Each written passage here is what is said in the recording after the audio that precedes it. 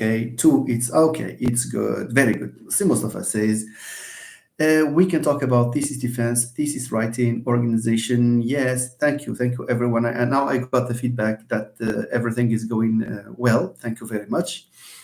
Well, for the thesis, yeah, we have this is going to take us a good portion of this life if we talk about them all. I mean, thesis defense, thesis writing, thesis organization. But let me just tell you that let me start with thesis defense since you first started with it, Si Mustafa, and since you are about to defend your thesis, I wish you all the best in this regard, and I wish all the best to the people who are watching us here who are about to defend their work.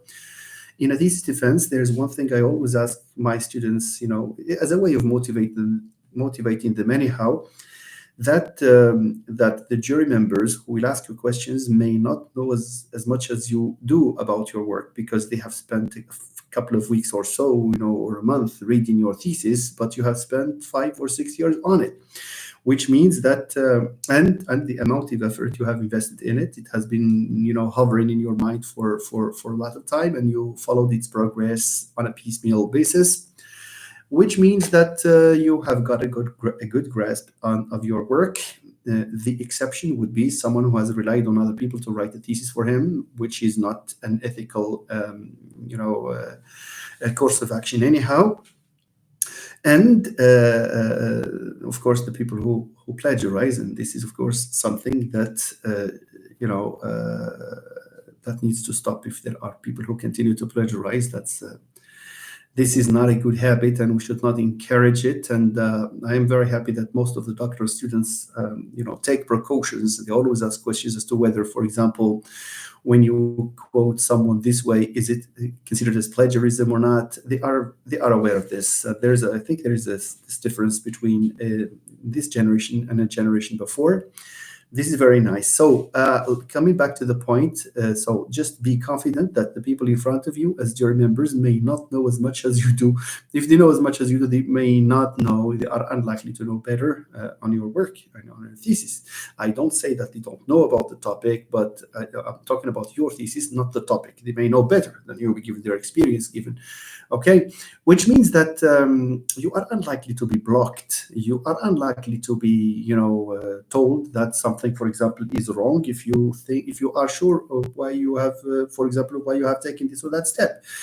And this is the reason why I always ask students to justify any single step that they take in the course of conducting the research. Whatever you do, starting from their objectives, you have to justify them. Your instruments, justify them. Your approach, justify it. Your theoretical framework, justify it. If you continue with this, if you proceed with this mindset, then make sure that no question will block you, and that you are likely to answer all the questions. Not only will you answer the questions, but you will answer the questions in a way that the jury members, that will make the jury members admire, you as an academic being. For the thesis defense, it may not be successful. I am convinced that it cannot be a successful thesis defense if there is no preparation for it, and preparation does not consist, of course, in learning things by heart.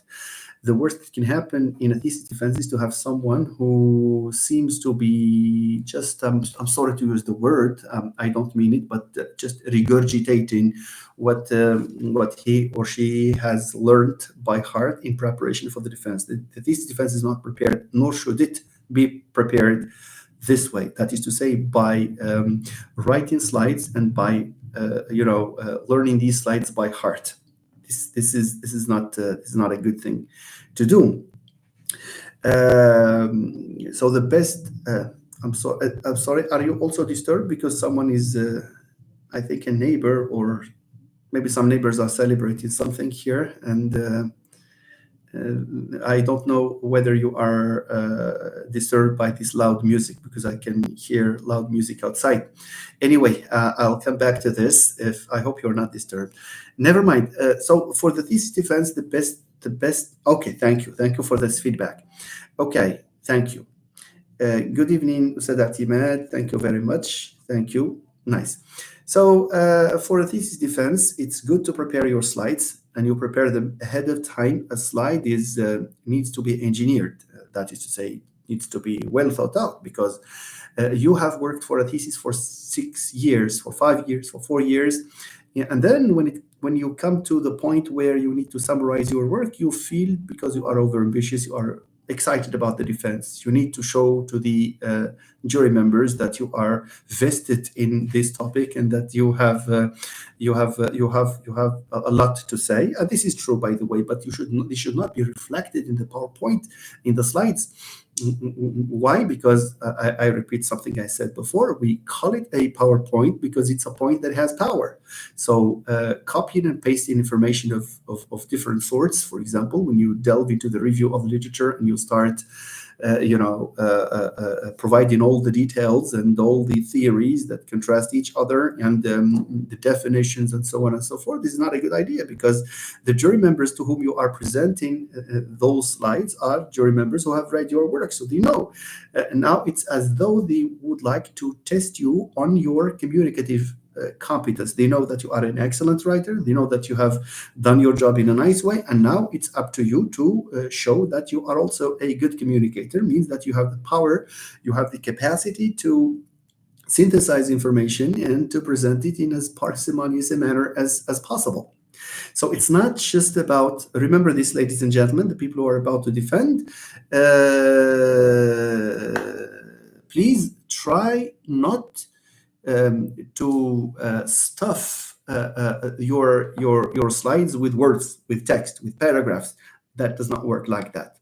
You become an attractive thesis defender candidate. I mean, when you show that the slides are not really infested, when you show that there are some words there, keywords, let's say just keywords, and that you are able to express yourself with the required spontaneity. Do not express yourself by reciting something that you have learned.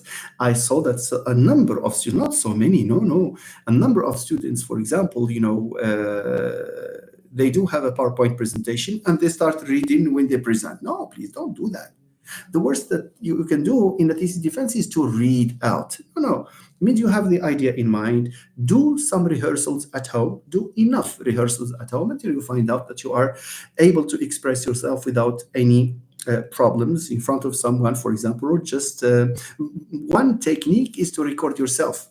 Try to record yourself and you will see how amazing you will become as a presenter, on the eve of the exam, on the eve of the defense, for example. So this is a key piece of advice that I always give to students.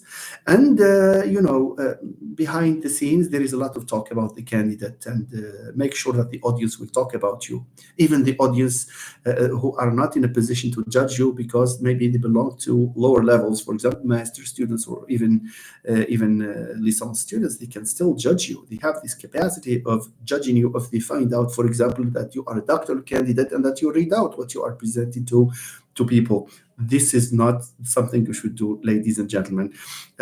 You give yourself more value, and people will talk about you very positively. Look, in a doctoral defense, it's like attending a wedding party. The families, when they attend a wedding party and they go home, they always evaluate. They talk about this and talk about different aspects of the wedding party, starting from food, from the bride and the groom and how they were dressed and so forth. Sometimes it's criticism. So this is exactly what happens in a thesis defense. In a thesis defense, jury members talk after the defense is over. They talk, they evaluate, they talk, and the audience also talks. Members of the audience, the ones who attend, also talk. So leave a good impression, ladies and gentlemen. Even if some students are competent. I mean, some candidates are very competent, and they try to express their ideas in words that are sophisticated, in words that are in expressions that are academic, in hopes of attracting the attention of the audience. But instead of doing it orally, they do it. They write down lest they should forget, for example, those precious expressions and words, and they end up making a not so good impression about them, about their performance. So please be spontaneous. How do you achieve spontaneity? Be spontaneous by preparing for your defense, by rehearsing. rehearsing and rehearsing. It does not. It's not a mistake. For example, it does not harm if you write your PowerPoint presentation and look for a professor or someone, or what Vygotsky calls a more knowledgeable other, to evaluate this and to see if this is a good presentation or not. You see, so please avoid reading and avoid learning things by heart. Be as natural as possible. Have this self-confidence, especially when you are confident that you may know as okay, you know as much as at least as much as the jury members know about your work. Okay. So avoid this, please. The other thing that people are not or do not seem to pay attention to is during the defense, and for that matter, in a presentation, and this is a message also for the students who are about to take, the exam for a teaching position. There are so many around, in the country. So when you are asked to introduce yourself, of course, you cannot introduce yourself in 1 minute and so I am so and so, I am aged, I have doctorate here, and then so. No. But at the same time, you should not take half an hour. Do not wait for them to ask you to stop. That's not a good thing. Do not allow people to ask you to stop. So it would be judicious of you to ask the jury members, be this in a thesis defense or in a recruitment or in presentation, always ask this question: how much time should I take, or am I allowed to take? And then you try to. There is no harm if you have a clock next to you, or a watch or whatever, so that you will see whether you have exhausted those minutes or not. Because however attractive your topic may be, and however attractive you are in your talk, when you talk, no matter how the environment is academic and is enjoyable, etc., it becomes so monotonous, okay, so tedious when you go beyond the time you are allocated. So please do not make this mistake, because many students, as I said, many students are overambitious. Many students would believe that, okay, the more you talk, the better, the more positive their judgment will be, because you have been able to talk for long. But there, you will not be judged on how much you talk. It's the quality rather than the quality of what you say. Okay, so that's true, Si Mustafa. You are absolutely right. That's true. So this said, let me summarize this. I may have taken more time than I should when it comes to answering this question.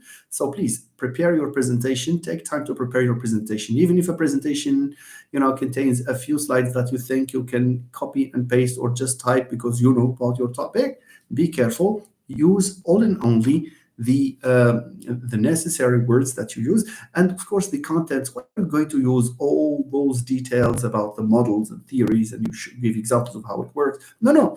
In a thesis defense, when you are asked to introduce or to present what you have done, you need to focus first and foremost on the objectives of the work. This is what this thesis is about. And then probably a word or two on the reason why you have done it. So this is the objective part. And then you move on to a sketchy introduction of your theoretical framework, whatever it is. So you say, so and so say this, so and so say this. I am following this model because it has this and that advantage. And then you stop. Don't go into details, please. And because people will ask you afterwards, why are they there? They are there only to ask about details. And then you automatically move to methodology if your thesis is one that has taken you to field work. If it's a thesis on phonology or syntax, then you just need to summarize the issues and the findings and how you analyze this and you analyze that and the conclusion that you have reached. But if it's a fieldwork thing, like a study where you have a methodology chapter, the methodology is necessary. You need to spend some time explaining how you did the thing. So it's not just what you did, it's also how you did it. And this is something that we don't have maybe in other types of research, like someone who you will not get a number of questions on methodology when it comes to, for example, a study on the morphology of Moroccan Arabic or Mazigh. Once you say you are a native speaker and you have those people around you, nobody will ask you.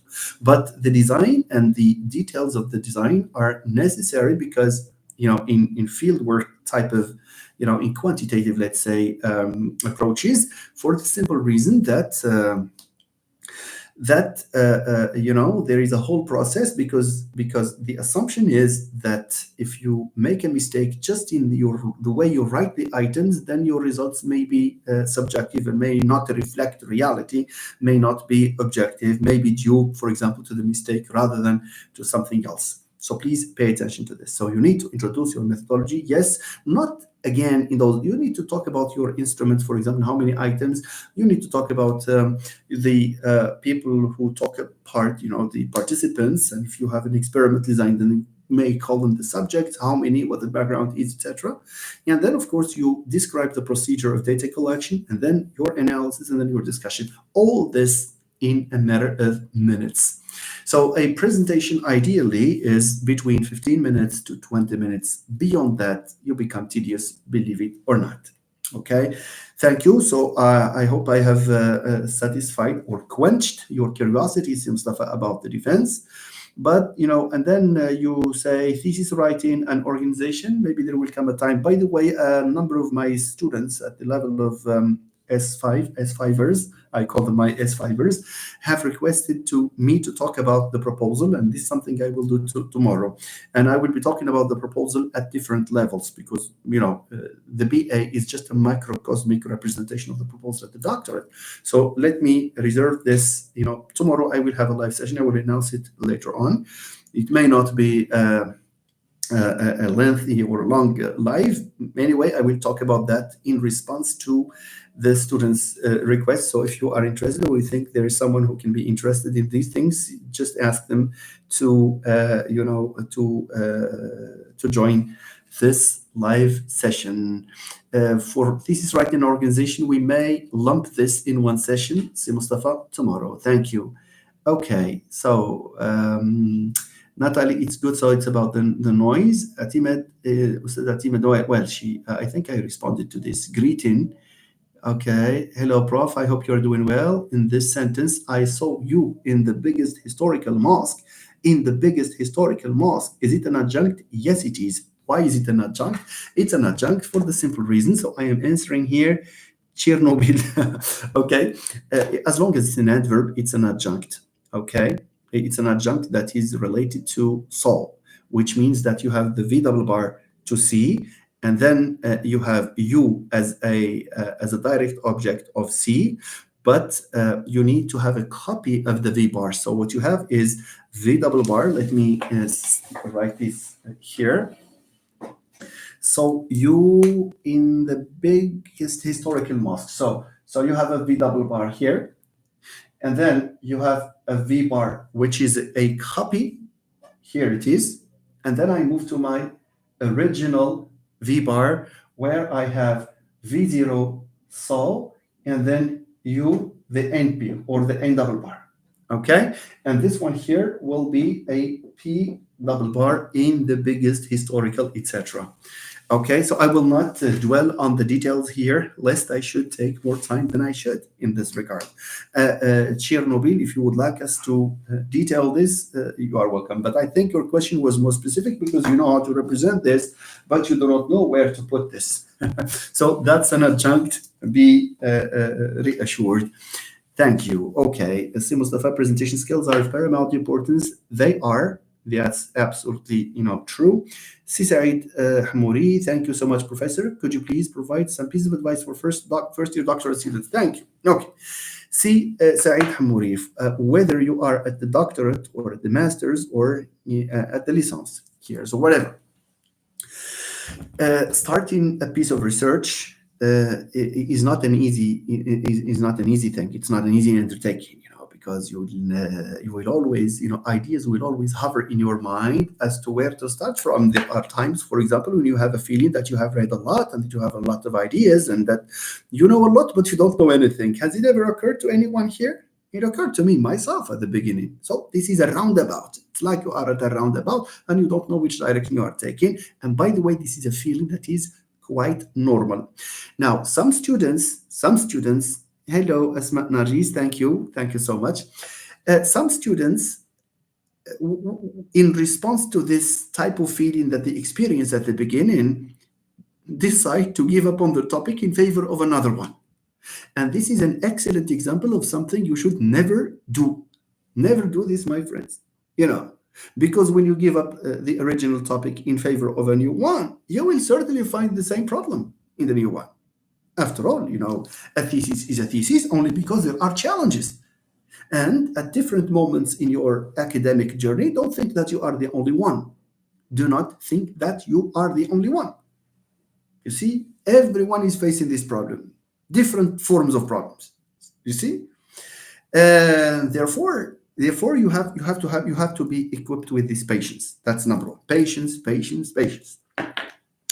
The more you work on your work, the clearer the idea of what you are about to do, and the more comfortable you become, and the happier you become, about yourself as a doctoral student. So at the beginning, it's quite normal to, because if it were not normal, if it were not difficult, if in the beginning were not difficult, everyone would go and become PhD student or doctoral student. So patience. And that's why I insist on, you may see that Amrus maybe is repetitive when it comes to the objectives, and I'm not joking when I say that. It's not a joke, it's not an overstatement. Working out your objectives will help you out of this quandary, out of this labyrinth where you are not settled on what to do. Okay, so the first 2 months, I'm talking to the doctoral student here who asked me, first months, just for your objectives. Talk to people. Just today, I have received, I don't know whether this doctoral student is with us here. I met him and I discussed with him his topic, and I gave him feedback when he became so happy. I'm not saying that I gave him,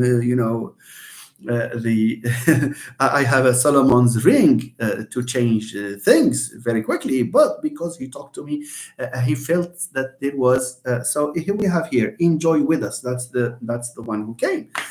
But the fact that I talked to him, and in fact, I did not talk to him. I did not. I don't have this power, or I did not exercise anything on him. But the fact of talking to someone makes you really, really comfortable. So the difference between the first 5 minutes when we met and the last moment, the last 5 minutes, was evident, and this student was very comfortable, and he was also convinced. So it's good. So when you become convinced of what you do, you have every reason to continue and to make sacrifices for your thesis. Okay? Thank you. So that's the piece of advice. Please check your objectives with your professors. Sure. And I'm not talking just to the students who are conducting quantitative research. No. Everyone, every single doctoral student has to talk to his or her supervisor, and he also has to talk to other people. We need to inculcate this idea in students' minds. Research is never done on an individual basis. What do we say in Moroccan Arabic? The person who counts on his own has a lot of leftovers. You translate it into Moroccan Arabic. It's never on an individual basis. Never, ever. Need to talk to people. Even if let's say you know, but when you show what you have in mind to another person, it's like looking at the mirror. It's either you get some feedback from him or from her, some modifications, for example, or he or she may tell you that I'm sorry, this does not stand to reason and it does not hold water. Or he or she may give you another orientation, and this is really interesting. You become very comfortable And when you have this motivation, this will also hone motivation, and it will kindle your interest into, going further in your attempts to find out about the topic and to shape an excellent, set of objectives that you will investigate. Okay, talk to people, talk to people, talk to people 3 times, and talk to your supervisor as well. Okay, maybe there might be some supervisors for one reason or another. They are, who are busy, do not expect the supervisor to answer you, immediately. There are some supervisor can answer you if he finds the moment opportune, and if he finds out that he can. I'm not saying that he relegates your work as a last thing. No, no, no, no. But it just happens that, for example, some supervisor at specific moments in time, they have other doctoral students they have to correct, and they have to, well, if he or she does not answer you for long, that's another thing. But in your case, just send an email and wait. If he or she does not respond, then you send another email. Even if he or she does not respond, at least these supervisors will have an idea about you. They will say, well, this person is really doing a good work, a good job, because he or she has been contacting me for a number of times, for example. They will know anyway. So these are the basic ideas I would like, the pieces of advice I would like to give to a beginning doctoral student. The idea has to be clear in your mind in the first 2-3 months. There is a difference between the area and then your topic. If you are asked what is your area, interlanguage syntax. But the topic, what is the topic? The topic is to compare the performance of lower level students with that of higher headers. It's an objective that is clear. To check the effect of this variable on the performance of students. This is clear. This is an objective. But interlanguage syntax, or I am working on motivation, I'm really sorry, that's not an objective. An objective is something you can express in one sentence. That's the challenge. If you want to know whether you are on a good track or not, just try to summarize your doctoral thesis or doctoral topic, let's say, doctoral project, in one single sentence. My job is to do this, this, and this. If you can do that, that's fine. But if you answer by the noun phrase, the N double bar, you say, well, the teaching of the Amazigh language. That's a noun phrase. Teaching of the Amazigh language is an area so broad that you may have as many theses as you can think of. All right? So the challenge is to check which aspect you will investigate, and that will inform your objectives. Okay, nice.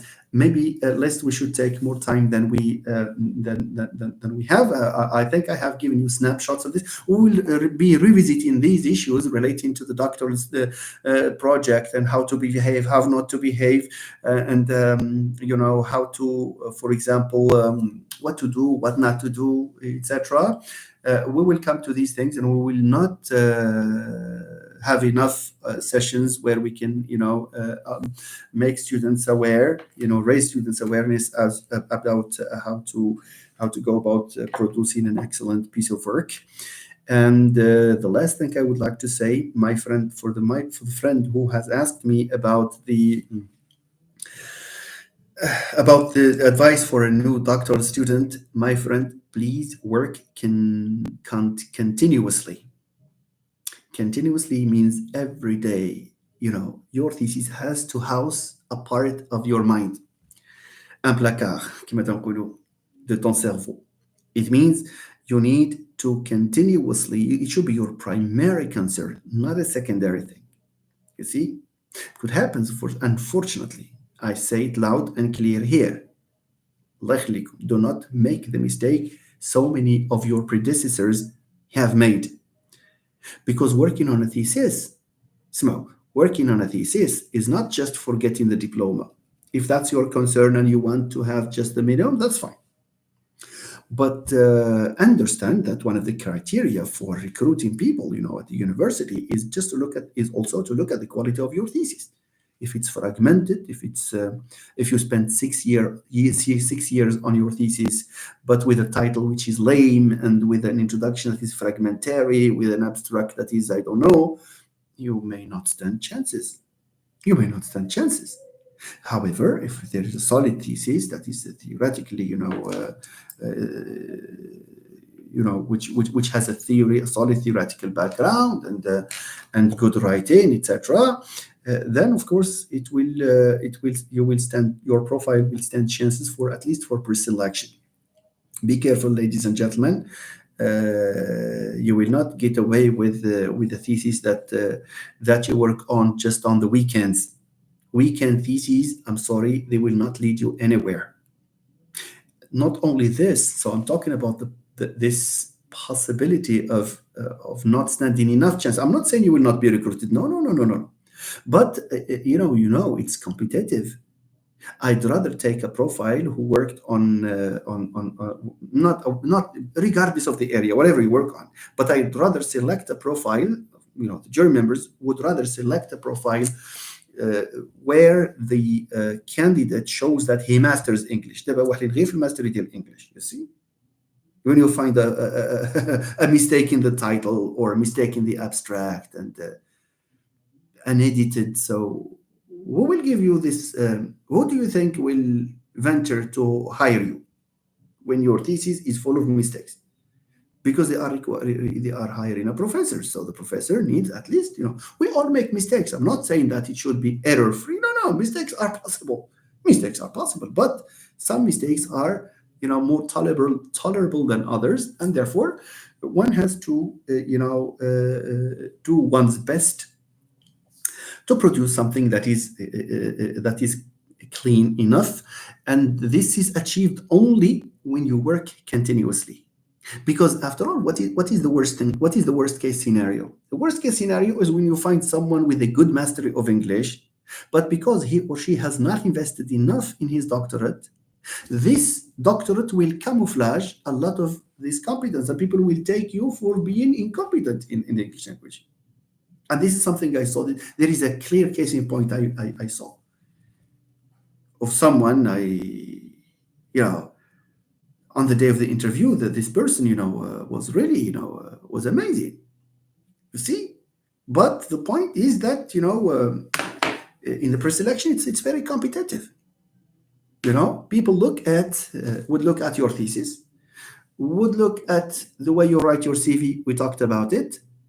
Would see, in other words, you see, whether you have a good grasp of the English language that you purport to be a specialist in. Okay? So please do your best, do your best to work continuously. Let's say challenge yourself.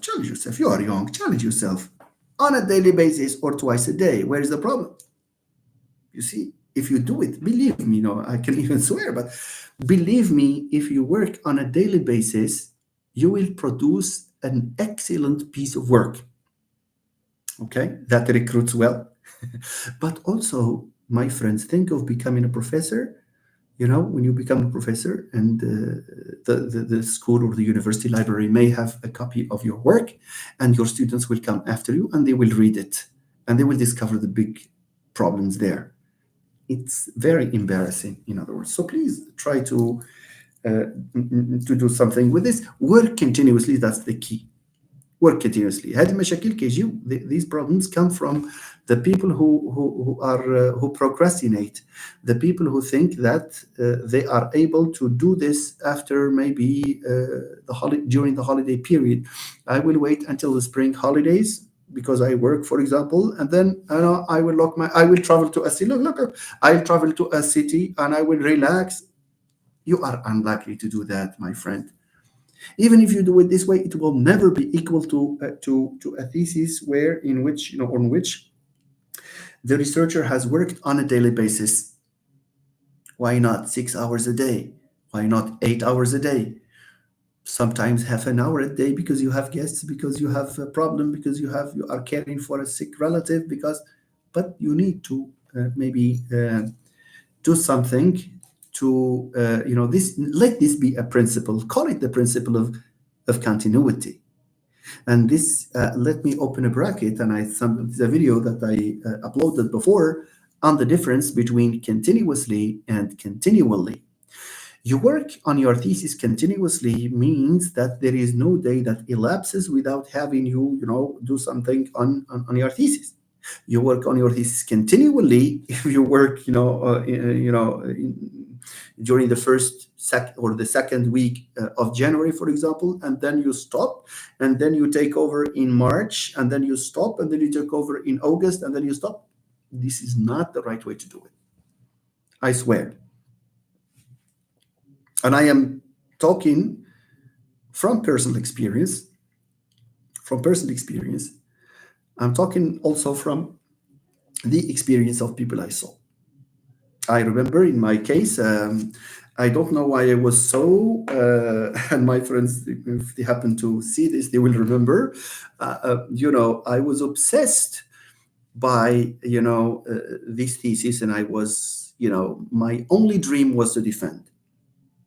So much so that I used to work in the private sector to cater for my needs, and there were times when I also gave evening courses, and but this never, prevented me from opening the computer and working. You see, whatever you do, just open the computer and do something and get in touch with the thesis. If you do with this, the thesis, you feel like the thesis is helping you progress. Unfortunately, and I'm not showing off, but this made me defend in exactly 3 years. Okay, and I assume I produced a thesis that was. People said about it that it was good. I don't know. All right, so please, this is key. Working continuously is the key. No other solution. Unfortunately, no other solution. So you have this Hobson's choice. Either you work continuously or you work continuously. All right. Fine. Let me look at other comments before we start with what we're supposed to start with, what we're supposed to cover today. See, Saeed, first year doctor said it's done. So thank you very much for these great ideas, Professor. I'm sorry, question has taken. No, it's fine. It's fine. It's good to exchange this. So Chernobyl says yes. I like these names that my students have. Different names, different nicknames. It's maybe to hide their identity, but that's fine. It's okay. Okay, enjoy with us. Yes, I'm here, dear professor. Thank you. Simorshid says, doctor, it is not an individual journey. It's a journey where collegiate support is needed.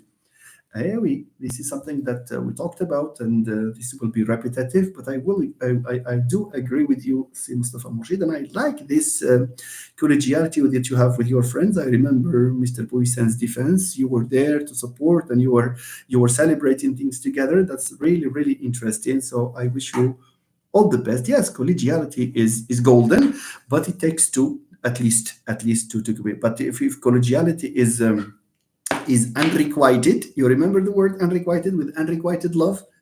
So if I am collegial while you are not, what collegiality is there? It necessarily has to be, okay, or it has to be necessarily mutual. Thank you. Okay, Bintahu Zakaria says, hello, professor. Today in the class, you gave us the phrase, the recruitment committee. Why recruitment is a complement and not an adjunct? Thank you. The reason why this is a complement, Mr. Bintahu, is that a recruitment committee can be paraphrased as a committee of recruitment. So it's like, or for recruitment, it's like a book of history. So here it's clear. That's one argument, the paraphrasing argument. Let's call it paraphrasing argument. We have the recruitment committee. Can I add another complement? The recruitment committee of something else? No, because the recruitment has already taken the position of the complement, and we know that the complement rule is not recursive. That is to say, you may have one complement. You can have one complement, but not multiple complements. Okay, so you can say the recruitment committee of the competition. Can you say that? You cannot, because recruitment committee is for recruitment, not for a competition. You see, so having the fact that we can have only one, we cannot add a complement, like saying of something, indicates that it is recruitment here that is that is complement. Now, can I the recruitment? Okay, so let's imagine that we have something like serious, which is an adjective, a serious recruitment committee. Okay, a serious recruitment committee. Now, serious is an adjunct, yes or no? Yes, because it's an adjective, and in a noun phrase, all adjectives have this status of an adjunct. All right. Now, can I say the recruitment serious committee? No. علاش? Because complements are closer to the head than our adjunct. So the adjunct has to be far. That's why we say serious, okay, recruitment committee. Not a recruitment serious committee. That's a recruitment serious committee. We cannot have that. علاش? Between the N0, the head of the noun, and the complement, we should not have any intervening adjunct. These are enough of arguments to testify to the fact that recruitment in a recruitment committee is, of course, a complement rather than an adjunct. Thank you, and Zakaria. Mohammed Lazraq, hello dear professor, thank you. Thank you so much, C. Lazraq. Ustad Hana, it pays off. That's true. It pays off. I don't know what pays off. Everything I think may pay off. I mean, Professor Hannah is or may have taught, may have reacted to maybe what I talked about when I talked about the continuity of working on a thesis. Mohammed Zraq, I'm wondering if there is a well-written PhD thesis you recommend as a model in terms of structure and coherence. I'm afraid, Zraq, there are enough. Yes, of course. There are not enough. There are many, in fact. There are many. I'm not saying. I hope you do not infer from my talk about this that there is a poverty among when it comes to PhD. No. Many. Let me say the overwhelming majority of the theses I have consulted, they satisfy the requirements of academia, and therefore they are excellent. Okay, so there are many, in fact, and for the model, I wouldn't recommend that you use a model for a number of reasons. Reason number one is that you may read a thesis that is not in your area of interest, and therefore different research traditions impose different structures. So it's not really difficult. It's not really easy. It's not really easy to apply exactly, to take as a model, a thesis written in this area and impose on it. No, don't do that, please. But you may still be inspired if you find that it is close to what you are doing. Get inspired. But let me tell you, the supervisor is there to help you with the structure. I don't think that there's this problem of structure. Every chapter needs to be discussed with the supervisor. So read as many theses as you can, and for the model, sometimes there are templates imposed by the university. You see, and here it may not be as a good model. Maybe following this model may not work. So just get exposed to as much work on the topic you are investigating as possible. You might sometimes be inspired just from the article, not just from a thesis, from the article, because the structure of the study is the same. Articles, in fact, are macrocosmic representations of larger studies. There is an idea you can develop in the article that you can also develop in a thesis. Okay. So I don't really know سي الزرق واش سي الزرق هو اللي سولني. Yeah. سي الزرق, I don't know what your area of interest is, and I may suggest, if I know of any, of course, okay, I may suggest that, but I really don't know, For language coherence, شوف أنا بدأ, I have this idea, I have this conviction. For coherence, you will not get it from reading a thesis. From a thesis, maybe the structure, maybe you will see the instruments they have used and so forth. For the structure and the coherence and the language, it should be yours. It should you be a marker of your own identity. Do you know that there are people? Do you know that there are people who can read, who can read and detect that this looks like something you have read in the 90s, and it happens to me. And this is exactly the way Mr. So and so wrote his or her thesis. À chacun sa façon de s'exprimer في la langue anglaise ou la langue كاملة. You know, there is this, you read a piece of work and you say, this reminds me, هذا كتابتك. You give me 5 people that I know, and I can tell you that this is the writing of this, and this is the writing of this, and this is the writing. So let this be your own, style, and your own playing with the language, playing with the words. This will make your thesis even more interesting, even more attractive. Believe me. And if you do it on your own, in terms of language, if you use your own words, your own expressions, your own, style, you see, you also learn a lot. You learn a lot. You learn from your thesis, from the way you express. Sometimes you find yourself using an expression you have never thought of using, but you find yourself using it like that. You see, it's because you have been involved in a lot of readings, because you have involved, in a lot of vocabulary learning. Believe me, how many of you keep, a booklet like this or a copybook or whatever in the course of your doctorate, and jotting down the expressions that you find interesting, that you find academic, and you repeat them so that you will use them in your thesis. Of course, we do not use them haphazardly. If it does not fit, it does not fit. But when they come naturally, you show a lot of proficiency there. You show that you mastered the language. Okay, so the doctorate is also a language learning journey. I repeat, the doctorate is a language learning journey too. Do not miss. You have an opportunity. Do not miss it. You will elevate your level from the language. Sorry, I'm not criticizing anyone, but from the language of good, bad, so to the language of of more sophisticated words. There are things that we can say in simple English, very simple terms, very simple style, but there are words that we can say in sophisticated and intellectually, or an intellectual-like fashion.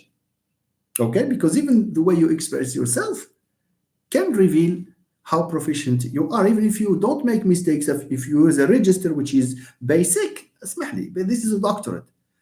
I'm not saying you use the Shakespearean English, no. But there are words that typify academic writing, academic language. You have to use it. How can you use it? Do you use it on purpose? In a premeditated fashion, means you go and this expression is sophisticated. Let me show it to you. No, it does not work like that. It has to come naturally. How does it come naturally? By jotting down words and expressions, checking them in your dictionary, please.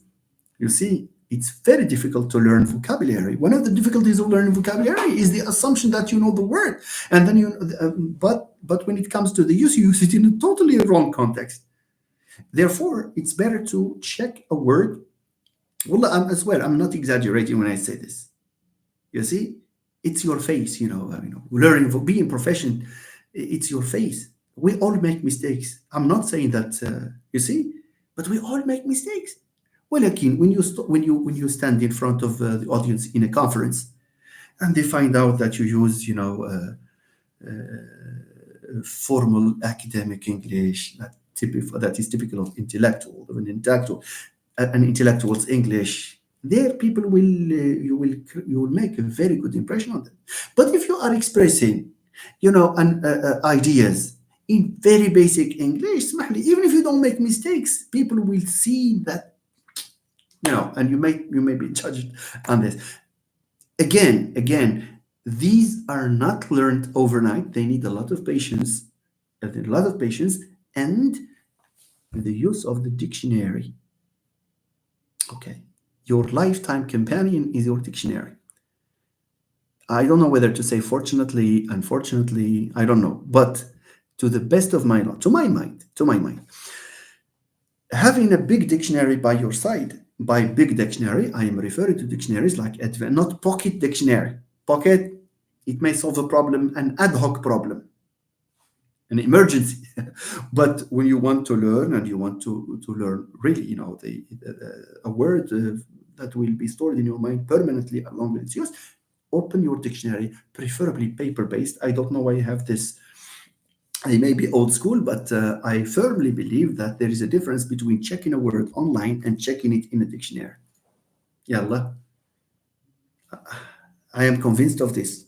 I don't know. So, your doctorate is also a learning journey, a language learning journey, a vocabulary learning journey. أخيب حاجة, the worst is to get into the program, the doctorate program, to be admitted, and your only intention is to get the degree. شحال خايبة هذه.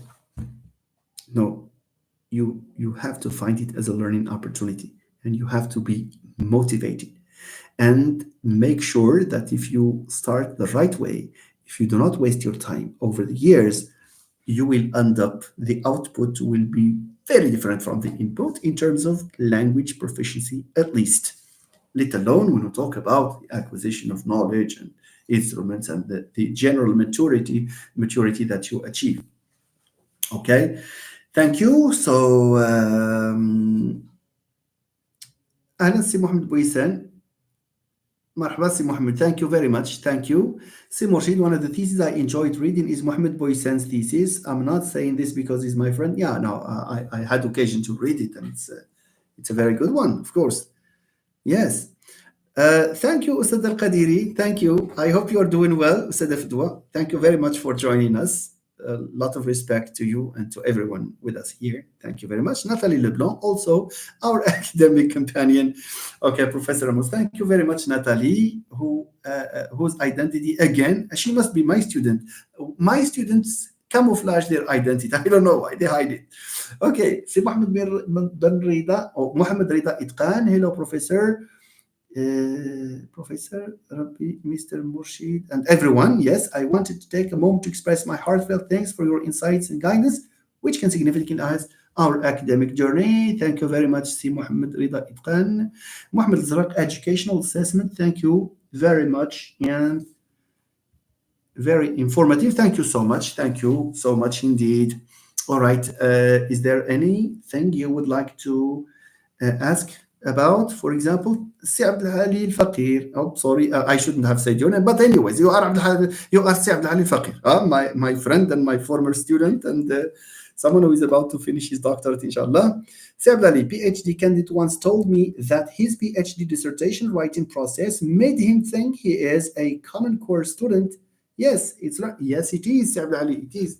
It is a learning journey. I came across in my academic journey as a supervisor, but also as a professor who is asked by a number of students. You see, I came across a couple of cases, and I was really wondering whether they will learn anything from this journey or not. When people ask you about tips of how to finish this as quickly as possible, and in a tone which says that he or she is fed up, there you say, well, very simply, the student should not have been in the doctorate program. If you are there providing all sorts of mischief, I'm sorry, I'm using this word, it's not an insult, but for example, if there is a conference, if there is a conference, you go to the conference, and you are scheduled, for example, on Monday afternoon from 2 to 3. You do not go to the conference until Monday at 2 o'clock. You see, you give your presentation. Once you finish it, you ask the committee to give you the certificate, and you leave home.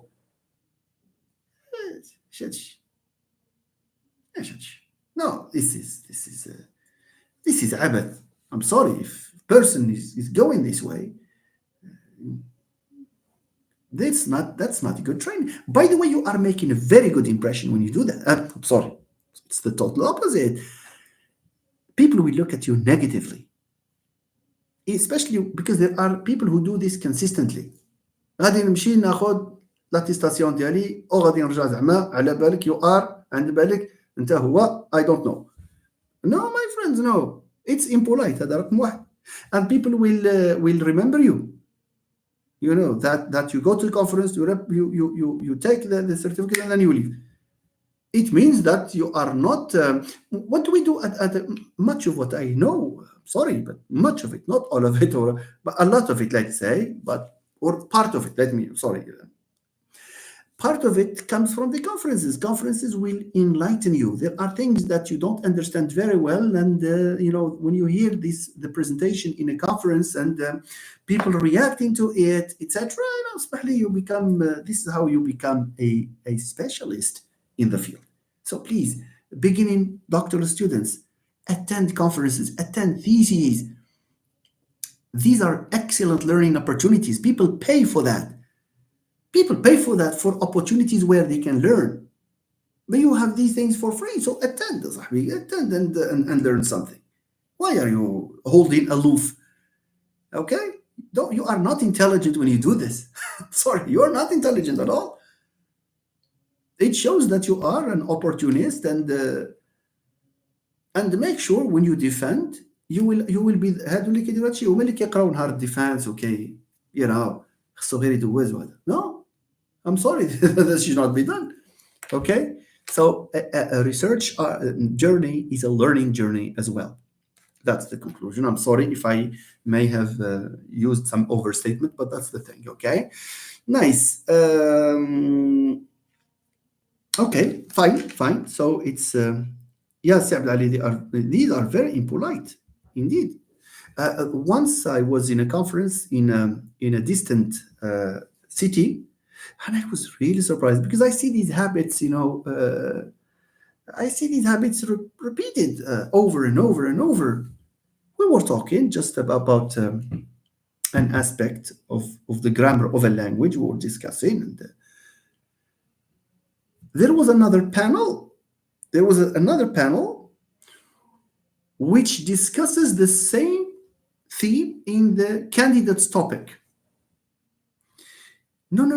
I heard her talking to to the people there, the organizing committee. No, I need my بغيت l'attestation ديالي باش نمشي للكار ما الكار. But it's not good. Not good. You need to prepare for the conference and to come and to attend and to. Why do you think there are people who consistently attend thesis defenses? علاش? Because there is a lot you can learn. Because the jury members, maybe they may use. I don't know why people no longer do that. In my times, I remember, I talk about myself. I used to attend the thesis defense to listen to the jury members talking, and I took down any word that I didn't know or an expression that I liked, etc. I jot it down. I check it in the dictionary. لابد أي حاجة سمعتوها, check in the dictionary. You see? And then it becomes, I use it. And over the years, I started, using some academic, language, which certainly impacts the way you write, will impact certainly the way you teach, will impact your spontaneity when you talk, and so on and so forth. Relying just on being minimalist there? No. Minimalist, I mean, in the way you handle your doctorate. آخر حاجة هي الدكتوراه, you visit it from time to time. There is a conference. Let me go. You go, take the certificate, come, leave. No, that should not be this way. I'm sorry. It should not be done this way. 1 hour has elapsed. Yes, Ustad Zinab, you are absolutely right. And I fully agree with you with your confirmation of what I said. Thank you. So it has been a very good discussion indeed. Ladies and gentlemen, do you still have a question that you would like us to discuss? It was meant for 1 hour, but I do enjoy talking about these things in satisfaction of the curiosity of so many of you here. All right, so let me know if there are other questions before we delve into the topic of today, which is inflection to complementizer movement. Let me know, ladies and gentlemen. All right. Maybe we need to move in the absence of. But if you have questions, then you can ask them later on. I really wish I could attend as many conferences. Yeah, Abdali, you are you have always been hardworking, and you know, I know your level, so I'm sure you will get more. We never cease to learn from conferences, no matter who we are. صافي. It's not just for student or doctoral student. No matter who you are, you learn from a conference. Okay, see Mustafa, the certified society versus the learning society, as Boysen calls them. Yes, that's true. That's true. So people believe more in papers than in the knowledge that you will have. Okay. Teacher Abdali بالطلبة المتفرغين. Yes. Yeah, that's another thing. There are what is painful to the heart is when you see someone who does not have maybe responsibilities, family responsibilities, and they do not work, they don't have a full-time job. I mean, they don't have pressure at the job. They don't have a job, some of them. And they spend هذو ما كنفهمهمش أنا هذو. They have no responsibilities. They do not work. They maybe do some work in the private, and 6 years. That's too much. It's too much. Yeah, this is an indirect message. Okay, nice.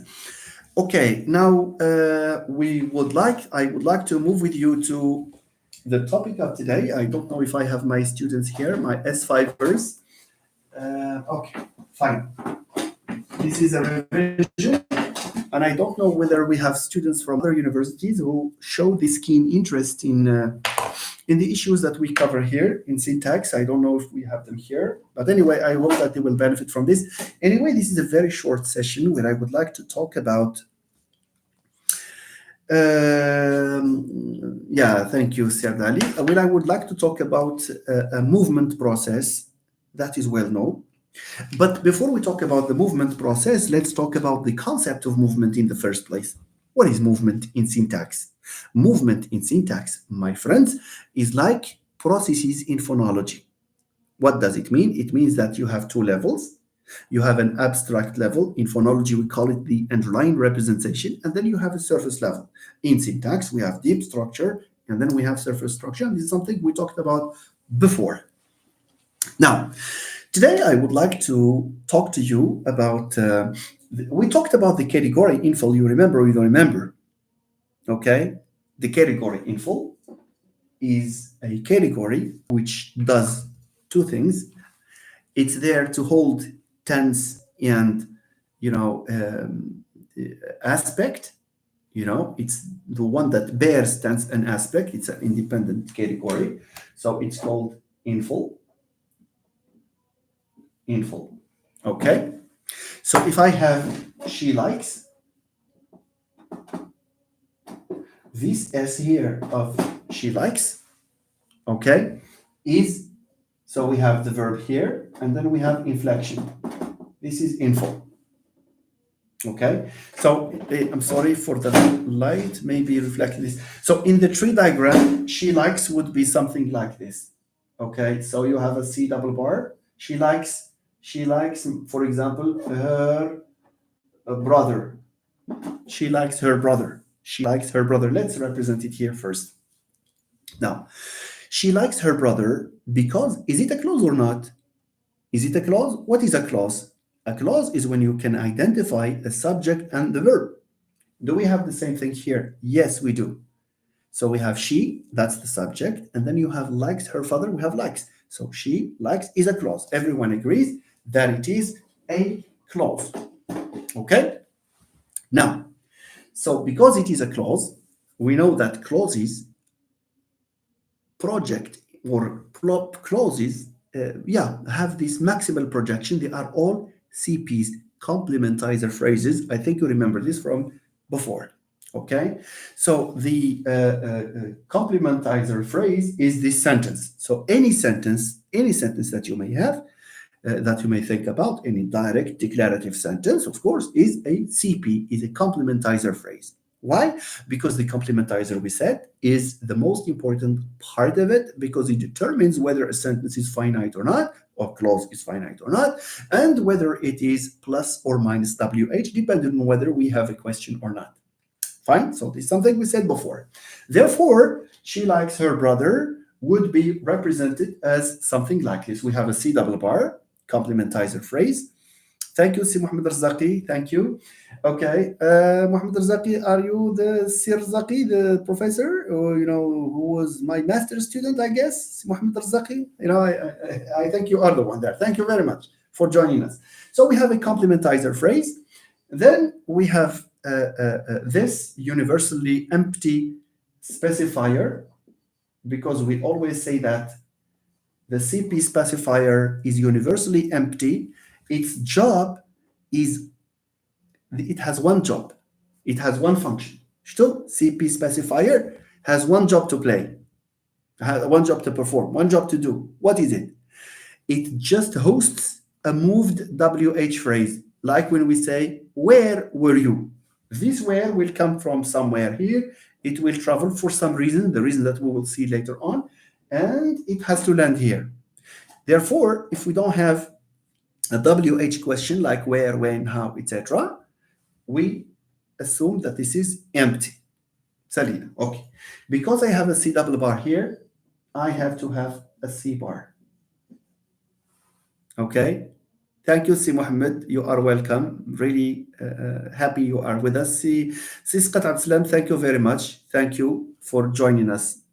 Okay, so we have a C double bar here. We have a C bar here. Fine. So what is left is the C0, like this. And this C0 is, what? It has, because we say she likes her brother. She likes her brother. Is the verb conjugated? Yes, it is. So it is plus tense plus agreement. Plus tense plus agreement. My friends, if you are, at the beginning of your, syntax course, understand that this feature plus tense plus agreement describes a complementizer which introduces where, or describes a clause where the verb is conjugated. If the verb is conjugated, then this is plus tense plus agreement. If the verb is not conjugated, like for example, he decided to leave, okay, the complementizer here is because the verb is non-finite, it's an infinitive. All right, nice. Thank you. So we have this category, okay? So she likes her brother, and then we have here the C0, we have the inflectional phrase, I double bar. Because the complementizer determines whether it's finite or not, and finiteness falls on the INFL. That's why we always have, as a complement of C0, the inflectional phrase. Because tense and aspect, finite, tense and agreement, falls on IP. It's determined by this, but it falls on the I0 here, in this domain here. All right? So we say, yes, so, oh, I'm sorry. Someone is, sorry. For the complementizer, I'm sorry, I repeat this, please. It's not the tense and agreement, because tense and agreement fall here. So this complementizer, as I told you, it's just the way I wrote it. It's just a problem of writing it. But normally the complementizer, because it determines whether this is finite or not, and because it determines whether this is a question or not, we use features of plus or minus finite. Finite. It means that this verb is conjugated. Finite, okay? And then we have minus WH. We have minus WH because we do not have a question. We have a normal sentence. She likes her brother. Okay? So let's continue. So this determines that this is finite. Finiteness or non-finiteness, actually as features, they fall on inflection. So here we have I double bar. The specifier of an IP is the N double bar. دائما الناس اللي عندهم امتحان في الإكس بار theory understand, my friends, that whenever you find the subject of a clause, je répète, the subject of a clause, the subject of the clause. مثلا عندي the car is nice, for instance. Oh, as simple as this. The car is nice. The car, is it a subject? Yes. So it has to be under the specifier of NP in an X-bar theoretical representation. I think that you are nice. I think حتى هي تكون specifier of IP. So I think that you are nice. That you are nice is the second clause. Again, you in you are nice should be the specifier of the IP in the second clause. Okay, so here we have the specifier of an IP, دائما subject specifier of IP, no alternative. Fine. So we have n bar here, we have n0, we have a small pronoun here, she. I'm just showing something here. It's more of a revision to what was done before, but this is going to be a good step into what I'm going to say about that. And then you have I bar. Because I have I bar, I have to have I0. All right. So, okay. Here in I0, I have to have plus tense plus agreement. Haya. And then I have the verb phrase, which is likes her brother, which is the vidal bar. We will not represent it. And my aim, because for pedagogical reasons, I have to make sure that the student understands that number one, the clause takes the form of a CP. Clause means declarative normal sentence. Normal sentences take the form of a CP. Okay. Number two, that inflection is a category where tense and aspect are stored. Tense and aspect are stored here. Sometimes they fall on the verb. Sometimes they fall on the verb. Why do they fall on the verb? For example, likes. Likes, you have sit here, and also you have liked, the ED of like. Okay, the ED of like, liked, likes, liking. All these are inflections showing tense and agreement. Okay, nice.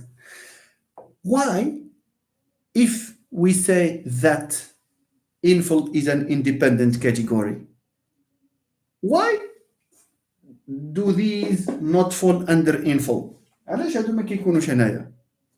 It's because these inflections they are what we call bound morphemes. They are not free morphemes. They cannot stand alone. And therefore they attach like a magnet. They attach to the nearest thing, so which is to the nearest lexical item, which is the verb. You understand? So that's why this is manifested on the verb rather than in an autonomous category. Notice, please, that sometimes we have words like, we have auxiliaries and model auxiliaries as well. Models, auxiliaries. The auxiliary, when I say, for example, will, look at this. I think I have to clean this. Oops.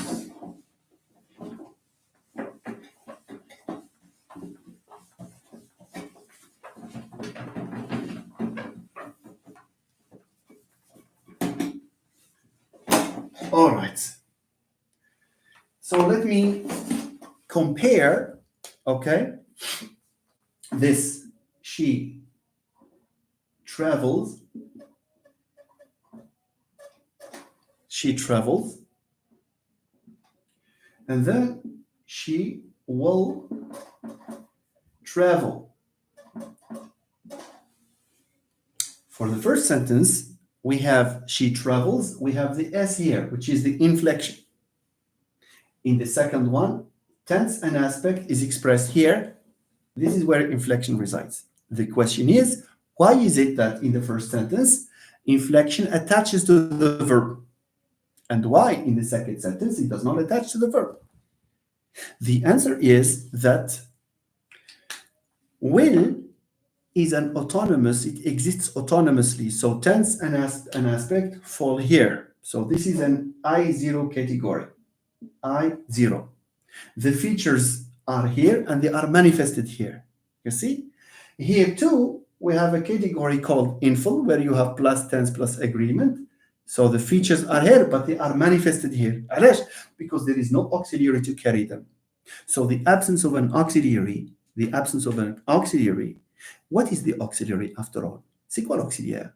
An auxiliary is like something that carries. Its job is just to hold the feature because they are heavy for the verb. You know, some features are taken by the auxiliary. Okay? But here we don't have an auxiliary, so they fall here. علاش? We don't have an auxiliary, number one, and they cannot stand alone here. They will die. So they fall here. So this is one thing. Nice. For our presentation today, I would like to start from this to so will has the capacity to receive inflection. In fact, all auxiliaries have this capacity of receiving the inflection. When you say, for example, he has traveled, let's say, he has traveled like this. Traveled. Let me write it here. Traveled. He has traveled. Traveled here is the past participle, okay? And the features of the present plus tense plus agreement, they fall here because we have an auxiliary that can stand, and auxiliaries can stand alone. They are words. Here, s alone or d alone is not a word. So it has to attach to the nearest relevant lexical item, which is the verb in this case, all right? Thank you. So let's move on again to this thing. Now that we have talked about, or we have revised, now that we have revised what inflection is and what the basic structure of a clause is, I would like to move now to talk about this phenomenon called inflection to complementizer movement. Now, movements in general are what? In syntax, it's not just movement that we have ellipses. It's like phonology. You have deletion, you have insertion, you have metathesis, you have all sorts of processes. In syntax, we have the same thing, except that in phonology, you have more. In syntax, we have less, but they need to be accounted for in an amount of detail. Now let's consider this.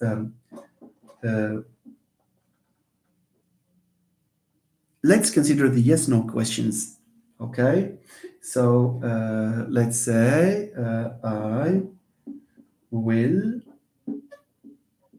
I will help me, please. I will read the story.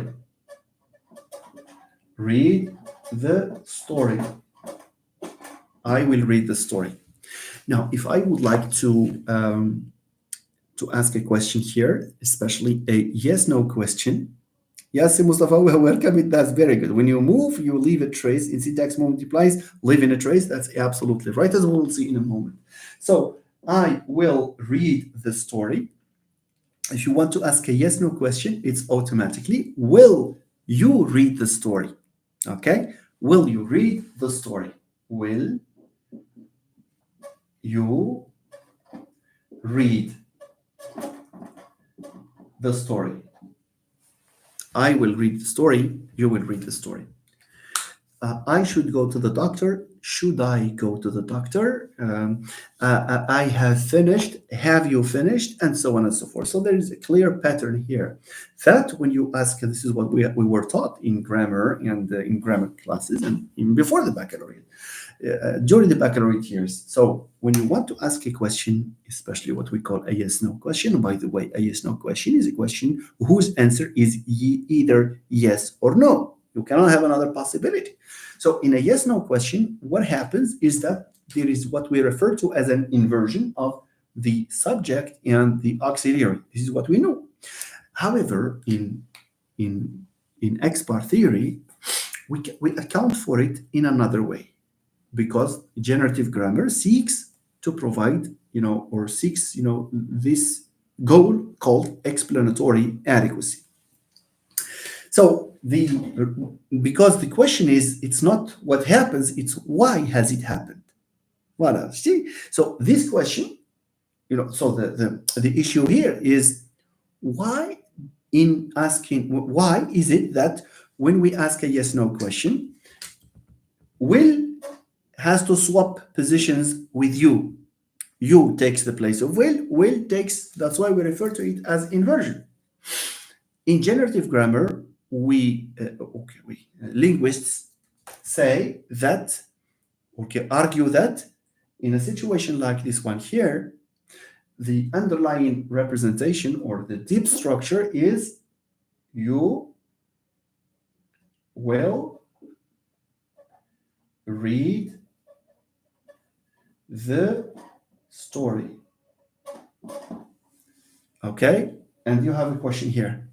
The deep structure is you will read the story, and we mark this by the intonation. So at deep structure, it's will you read the story plus an abstract, maybe format, element that, an abstract element that is plus question, for example. And of course, this is indicated in the properties that we give to our complementizer, which is the property of plus WH. Chernobyl says, where's the complementizer? In this case, that's true. We will talk about that. Chernobyl, we are moving little by little in a slowly but surely fashion. All right, so let's represent first, you will travel. Let me represent, not you will travel, you will read the story. Let's represent, you will read the story. I think I need to stand to do it, so excuse me. Okay, you will read the story, okay? So let me write it like this. You will read the story. You will, my God. You will read the story, something like this. Will read the story. Let me write this and then derive the question. You will read the story, so let me do it this way. It's better. I think it's better to do it this way. So you will read the story. Let me move the mic here. You will read the story is a C double bar. You know it now, where the specifier is universally empty because we don't have a WH phrase here. And then you have C bar, then you have C0. Here, because it's not a question, ladies and gentlemen, I'm not asking the interactive question here. So let's represent it. So because it's not a question, it's minus WH. Because the verb is conjugated here, we have plus finite like this. And then we have the C0, then we have the I double bar. As we said on many occasions, the specifier of the I double bar is the noun phrase, which is the subject of the clause. So you here has to be the specifier of an I double bar. So it's N double bar, N0. And then you have a pronoun here, which is you. Okay? And then we move to this because I have I double bar here, I have to have I bar. And then I have to have I0 here. Okay? Automatically, I have to have will, without the need for plus tense plus agreement. When you have the item here, will, it's like that, it's here. Okay, nice. When you have the word, the auxiliary. So you don't need to write the feature of plus tense because it's redundant. This is enough, okay? You will, and then read the story, I0. So we have a V double bar, V0,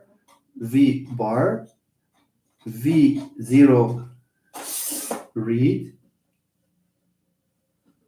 And then you have the story, you have determiner, and then story, N bar, N0, story. Okay. For the moment, it's fine. Okay. Now, I think I need to sit down because it's now easier for me to explain. All right. Good. So,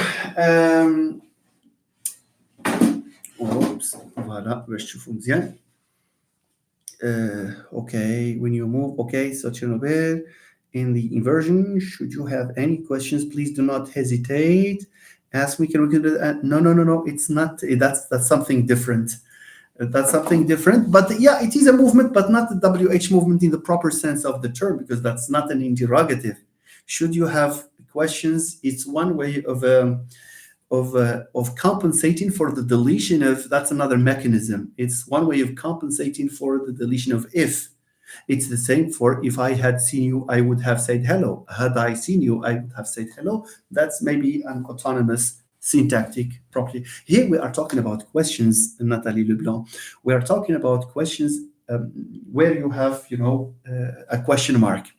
Okay, so no for that, please. It's not WH movement. It's not. I'm sorry. It's not.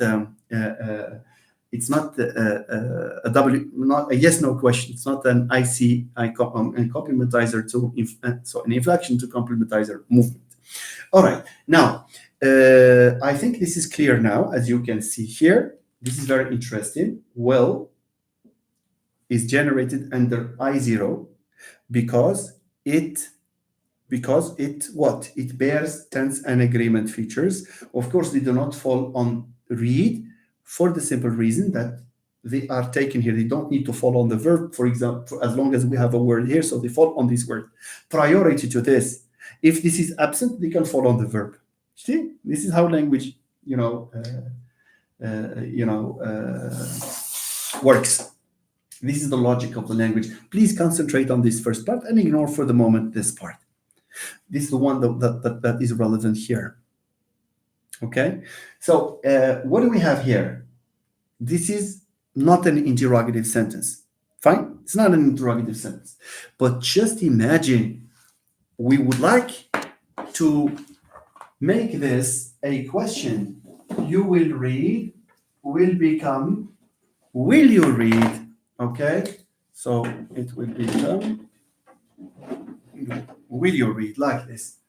Will, okay, and then you then read, will you read? And then you have a question mark here. Okay, now how can we explain this state of affairs? How can we explain this state of affairs? So notice, ladies and gentlemen, this is very important. This is important. Just follow. It's just one idea, in fact. It will help you represent the sentences correctly. But by the way, in syntax, it's not so much about how to represent a tree diagram, but you should know why, and you should be able to argue, because there might be a question that needs to be answered in the form of a paragraph. So here, what happens here? I am asking a question. You understand? So this sentence needs to be represented as a question. It represents the sentence before. Now we have a question. We no longer have a normal sentence. Sorry, we can make it some more easier. Okay, so what should we do here? The first thing we should do is correct something that we have here. Because we have a question here, our complementizer should not be minus WH. It should not be minus WH. It should be now plus WH. Fine? So, Anaya plus WH. Why plus WH? Because I have a question here. So whenever, my friends, whenever you have a question, an interrogative sentence, plus WH. Because plus WH indicates that the sentence is what? That the sentence is an interrogative. So we have an interrogative sentence here, which means that, this feature of plus WH, okay, has to attract tense and aspect. So will here has to undergo movement to C0 in order to take further features, because here it has plus tense plus agreement. But now it's in the midst of a storm because we have a question. So it needs an extra feature. This is the feature of plus WH. What does it need to do? Because the feature of plus WH falls on C0, this element has to travel to land here in order to get that WH feature.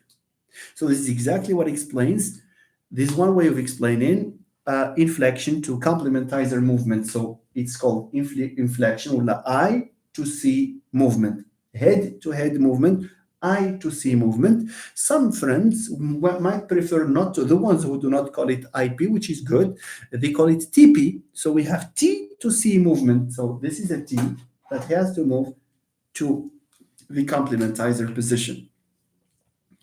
Is that okay for the moment? Okay. Say Mustafa Morshid, had it not been for her, I would have surely died. Okay, yeah, I mean, it means if it had not been for her, yeah, that's in the conditional type 3. I hope you understand these things. So all in all, and we move to the other example, please. So all in all, you have plus WH feature here. So whenever you have a question, you have to have plus WH feature here, and inflection, when you are asking a question, will be in need for a further feature, a further WH feature, because it needs more than it has. ايش نوع عندنا؟ عندنا غير double عندنا tense and agreement, but no important feature which is really important. It's the WH. Why? It's because in the midst of a storm, as I said with the question. So this has to travel to look for it. Where do you think it travels? No, it has gone, to the place where you see this feature exists, so that it will benefit from it. That's the idea, ladies and gentlemen. Okay. No, we do not. Sirabia, yeah, thank you. So I was coming to this. So it has to travel. So let me explain this. Thank you, Rabia. Thank you. All right. So here we make will was initially here, and it has landed here. Voila. Will, it has landed here like this. Thank you. So will was here initially, but because it needs this extra feature of WH-ness, so it has traveled here, and here it has left a trace. Okay, let me thank you so much, those who say it's clear. Sada Zinab, thank you for still being with us. Okay, nice. So here what happens is that there is a movements, by the way, my friends, movements do not take place haphazardly for no reason. No, there is always a reason. Movements take place to get features. The driving force for movements is the quest for features. They look for features, that's all, because they lack them when they are there. So therefore you have this movement. There is some little there is a handful of vocabulary items that I would like to introduce here. The place from which an element moves is called an extraction site. So this one is an extraction site. Because we have extracted the auxiliary from here. Extraction like this. Extraction site. An extraction site, it's a place, the site from which we extract. And where it ends, we call it the landing site. The landing site. I will write landing like this. So the extraction site for this here, for will, is I0. The landing site is C0. It's where it lands. That's the landing site. So please keep this vocabulary in mind. It might be useful for you when you answer general questions asked by your professors. All right, good. But we also need this T here. This is called a trace. It's called a trace. When this has moved, it has left a trace. What is the argument? The argument that this is a trace, the argument that this is here. The argument is that you cannot have another auxiliary here. It's like having an apartment, and when you travel, you close it and then you leave. Okay, so here you cannot have Will you, for example, will you should read the story? Impossible. Just imagine on the day of the exam, the teacher asks this question. How can you account for the ungrammaticality of the following sentence? Will you should read the story? Your answer should be that we cannot have will you should for the simple reason that the will in this question has been extracted from I0 and has left a trace, and this trace cannot be filled by any other. If this should be filled, it should be filled with this when you change the phrasing of the sentence. For example, will you read the story, or I wonder whether you will read the story. Okay, I wonder whether, because I wonder whether you will read the story. I repeat, I wonder whether you will read the story. الناس كتدير هاد لافوت I wonder whether will you read the story. No. It's not will you. It's wonder whether you will. ماشي will you. Here, even if I have, okay, let me explain it please better. Here, I wonder whether you will read the story. Okay, it's not relevant here. It's not relevant. I wonder whether you will read the story. So I wonder whether you will read the story. Okay. Here will is blocked from moving. ما تقدرش ماشي بحال هذه. Here it's blocked. علاش it's blocked? It's blocked because the complementizer here is already filled with whether. Whether is a complementizer, so it's in there. This cannot move. It's already there. Okay? So the question is, as Mustafa says, is, guaranteed by whether.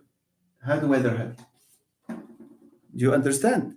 So whether, this plus WH feature is filled here, so it does not need to attract this to give it the features خداهم هاد whether هذا. You understand? هذه كتبقى بلاصتها. Is that okay? So that's one way of explaining why we say, for instance, I wonder whether you will travel, and not I wonder whether will you travel. That's not a good thing. You see? So questionness is achieved by whether in this case. That's absolutely right, Si Mustafa Morshid. Si Mustafa Morshid, I like this. I like people like Mustafa because you are, when I discuss phonology, you provide, you contribute, you provide the explanation, you're understanding things. Now we're talking about syntax, we talk about research. This is really, really nice. This is what a good, maybe, future professor, should look like. You need to have a look at most. Sometimes when you are hired, you might be assigned the course of, for example, Introduction to Linguistics. Introduction to Linguistics, at least a basic idea. You may not be a specialist, but at least you need to have these basic ideas. Okay, so thank you, Si Mustafa. Once again, Sir Raji has deleted the comment. God knows what he was saying. Okay, good. So have you got this point, ladies and gentlemen? Fine. So this applies to, so I to C movement can also apply to auxiliaries like have in the present perfect. So I have seen you. The question is, have I seen you? So it's the same thing. Have has to travel because have has this role of the auxiliary. So it has to undergo the same fate. It has to travel to look for the plus WH feature. But if I want to know whether you have read the story, we cannot say I want to know whether have you read the story. Here movement is blocked. Why is it blocked? Because the C0, which has plus WH, it has already hosted whether. there is already weather. هذه راه ما تقدرش تمشي هنا وتلقى weather هنا. No, no, no, no, no, no. That's polygamy. You see? So you cannot go and will and whether like تجمعوا هنايا. No, it's just one. Okay, good. I hope you understand this situation very clearly. Now let me say something else. Maybe an idea that, yeah, that is, so that Ahmed says it's an embedded question. Yeah, we refer to that like I want to know whether you are, etc. We refer to it as an embedded question. We also refer to it as a direct interrogative. Thank you. So let's move on to something else, please. Okay. Okay, let's move on to something else.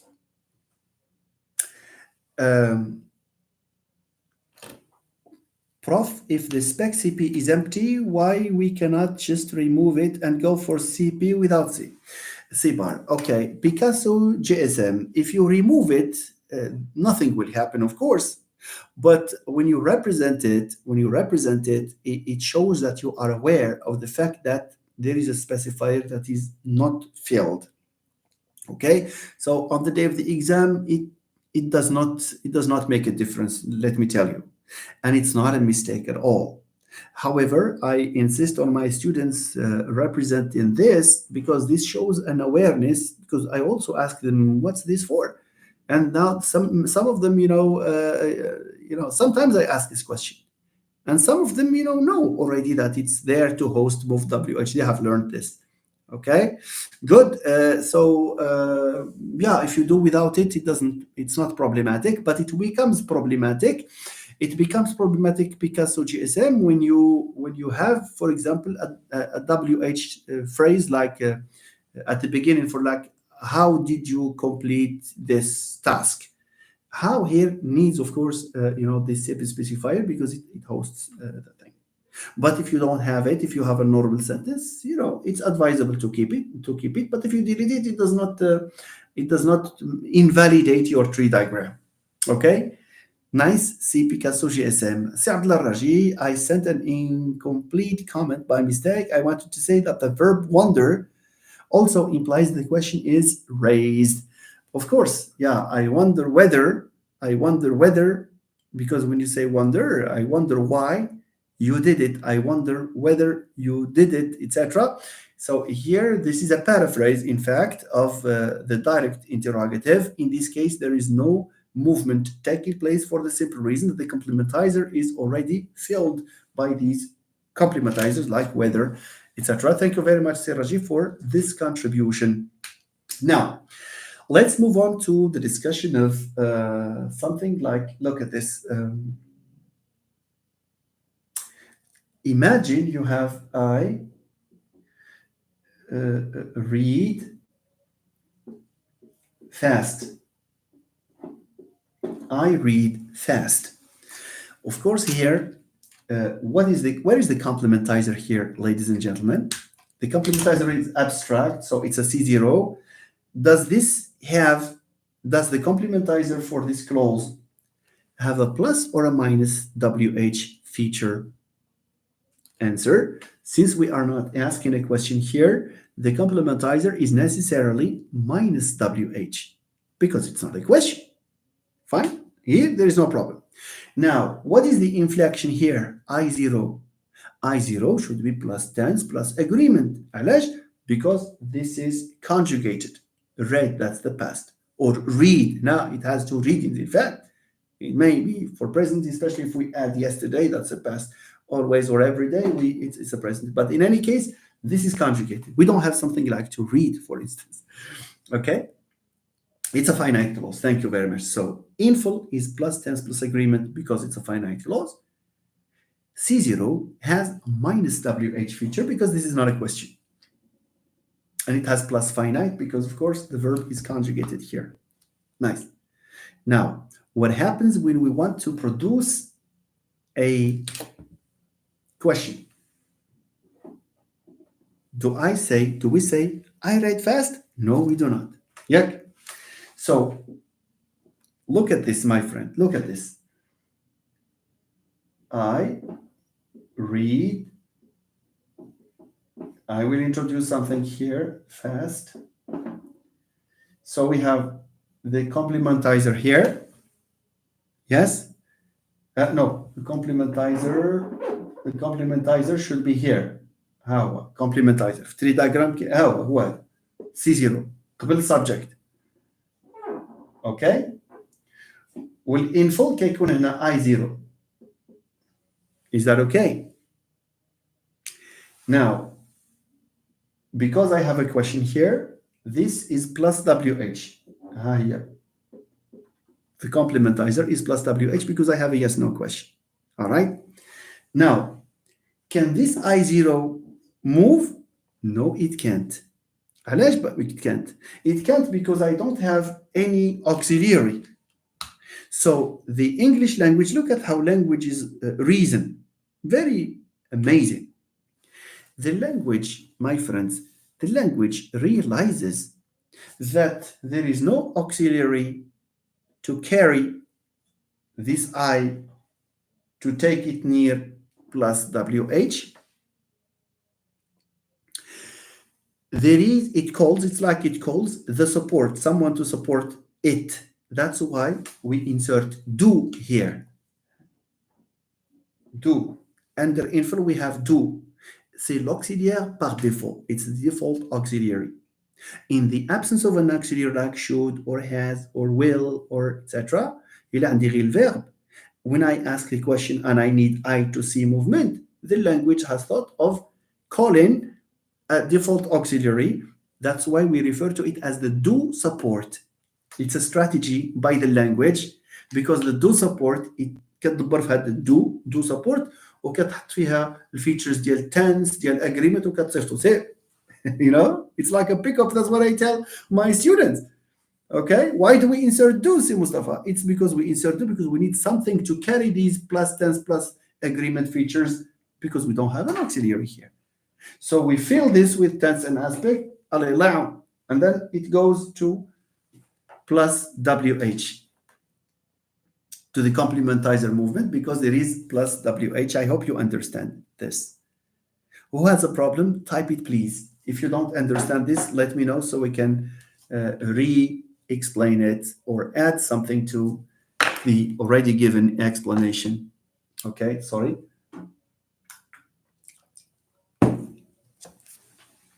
I think it's fine. No comments means it's fine. So this is basically what I wanted to say about I to C movement. So let's summarize, please. Okay, Mustafa, we insert something that has the capacity to carry inflections. علاش? Because inflections cannot stand. غير يوقفوا بوحدهم لا. Let alone لا السك عاد يمشيو. You know, so we need to hire a means of transportation. Okay, so that it will carry them. Thank you very much. That's really nice, Mustafa. Nice of you and good of you as well. Okay, good. Now, just to summarize, we are talking about the phenomenon known as inflection to complementizer movement. This is an operation where in direct interrogatives, direct questions, the complementizer has to move to pick up the WH features from the inflection, has to move in order to be able to pick up the plus WH features that exist in that fall on the complementizer. Okay, that's point one. Point two, if the complementizer is already filled by a word, a plus WH word like weather, movement is blocked because those features are given to the complementizer, the existing to the visible or complementizer there. Therefore, we don't need to move the auxiliary. Okay, that's point two. Point three, in the absence of an auxiliary, okay, in a yes-no question, and pressured by the need to pick up these WH features, the language realizes that there is nothing to carry the features of tense and agreement and then make the move to pick up the WH features, and therefore it calls the verb to do, the auxiliary do. That's the auxiliary that saves lives. So it calls this auxiliary and it fills it with plus tense plus agreement and then it makes the move. Okay, thank you very much. So Mustafa, yeah, says that insert something that has the capacity to carry features. That's very nice. Inversion and do insertion. Thank you very much. Do insertion is do insertion is or the do support. Some people call it do support. Some people call it do insertion. It's the do insertion is a step before movement processes. It's like a ghost where the different people have given different appellations. I invented this. I don't know to what extent I was successful. I made my students understand it by using the pickup metaphor. So to call a pickup to carry the luggage, to carry this. So people under my students seem to have understood it, without problems. So different professors have different metaphors to, to explain this. I've never used the ghost metaphor. God knows what the reaction of my students would be if I talk to them about the ghost. All right, nice. Okay, so this brings this discussion to a close. This is exactly what I wanted to say.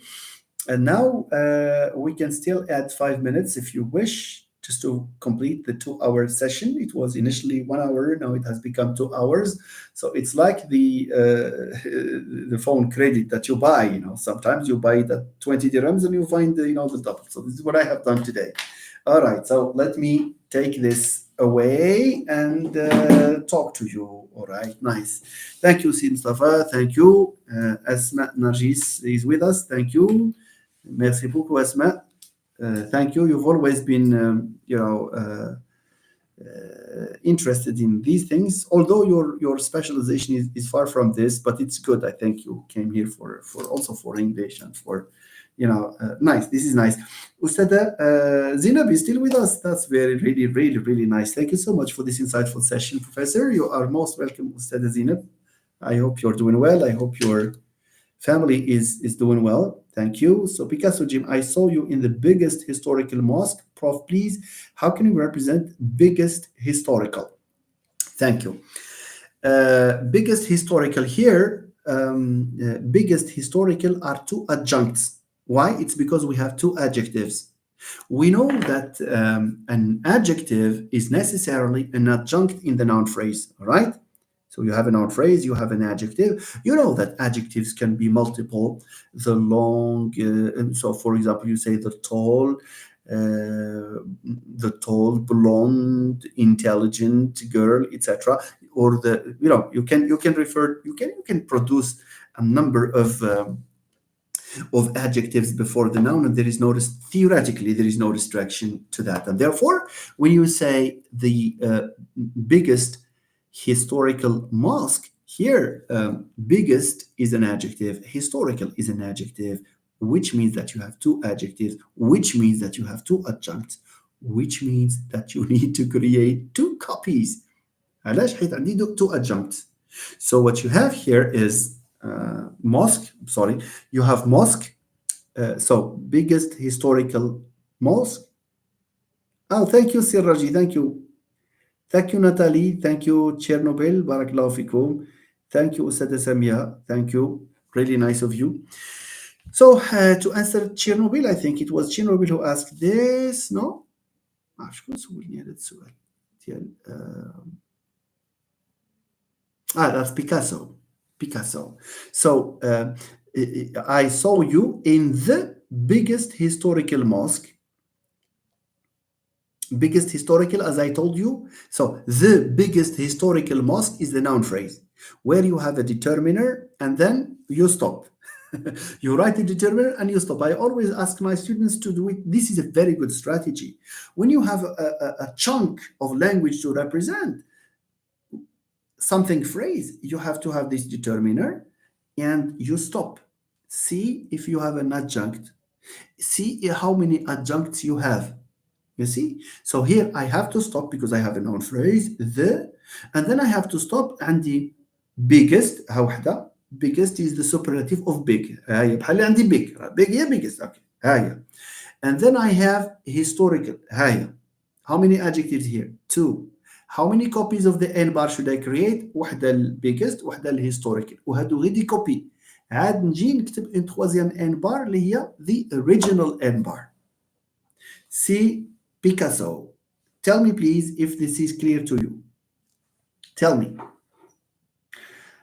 So I'm waiting for Picasso to say yes or no.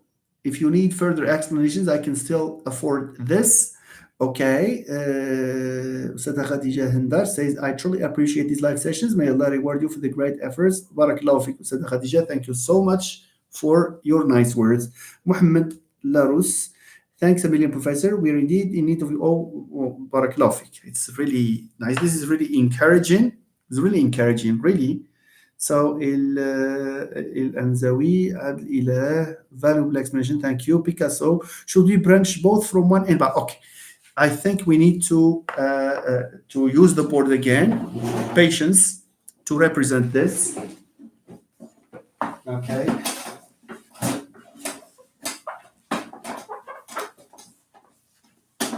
So let's represent the biggest historical mosque. Let me see if it's the biggest historical mosque or something else. Picasso. يلا يمكن وقيلك يقدر على the biggest historical mosque. Anyway, let me do it here. The biggest historical mosque. So we have the biggest like this. Historical mosque. Anyway, biggest historical mosque. So let's represent it here. The biggest historical mosque, all of it is an NP. Fine, it's a noun phrase. And because it's a noun phrase, it's an N double bar. Some friends might choose to write it as NP, and that's correct. Some might write it as N, and you have these two. These are all possible. N double bar, just to be coherent with the spirit of X bar. So you have the determiner, and then I have to stop. Do it this way and you will be successful. Tough, you stop.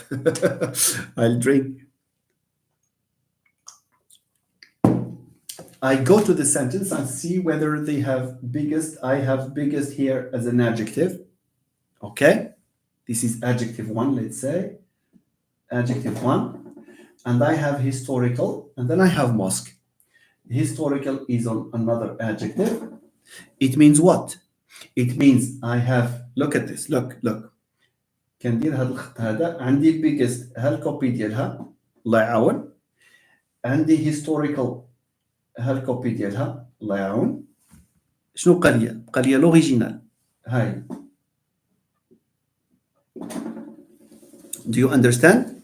So this is the end double bar that is original because I ignore this because I have double bar here and I have to have bar.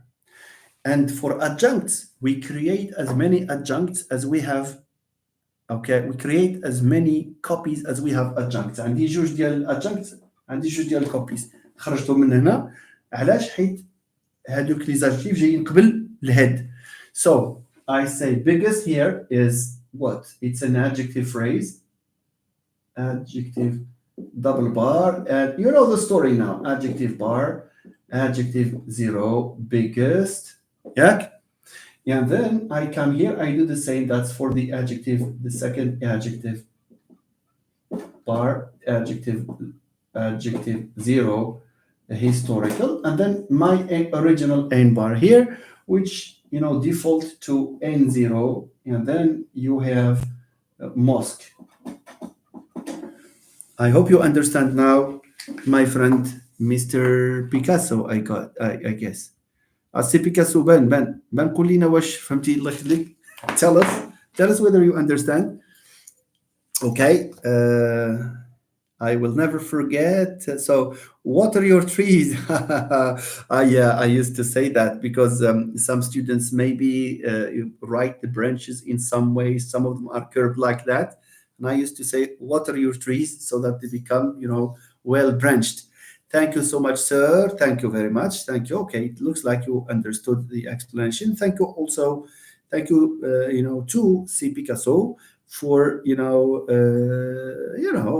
taking this courage to write and to because when we don't know it doesn't mean that it's there are always things that we don't know. So المستحيي والمتكبر لا يتعلمان. So always come and ask questions.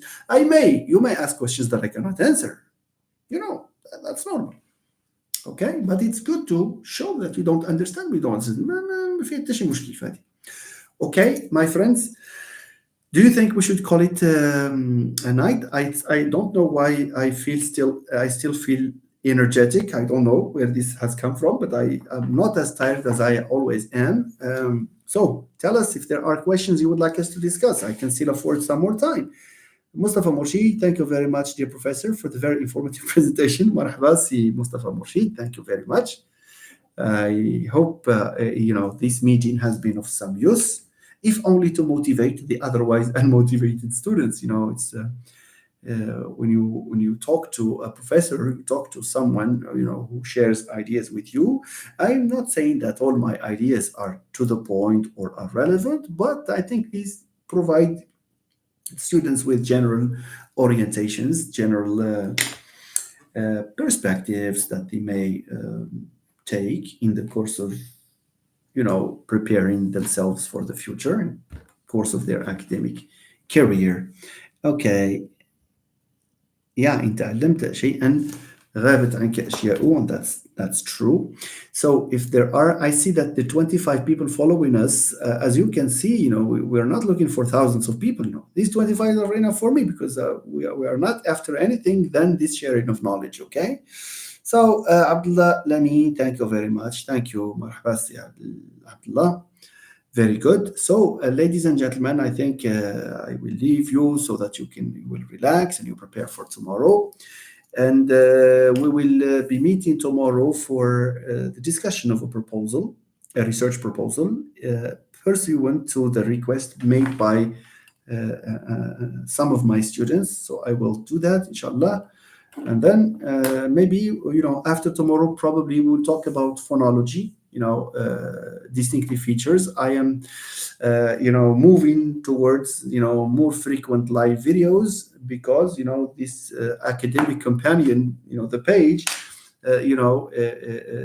is trying to do something to help the students understand their contents in order for a good, for a successful semester, inshallah. Thank you so much, and I wish you good night, and let's meet tomorrow. Thanks.